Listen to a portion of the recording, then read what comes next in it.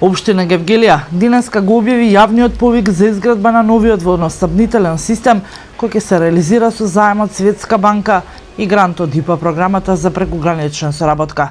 Со проектот се предвидува изградба на 2 нови бунари во бунарското подрачје кај Вардар, потисен цевковод и резервоар на Марзански рид, со кој на долгорочен период ќе го се реши водоснабдувањето во Гевгелија и околните места со квалитетна вода за пиење од регионалниот водовод, изјави денеска градоначалникот Иван Франгов.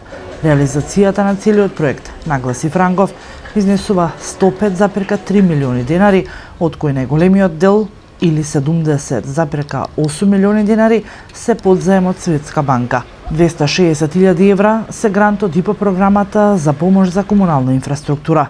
Процесот на понудување ќе се спроведе преку процедури на национално јавно надавање, како што е специфицирано во упатството на Светска банка.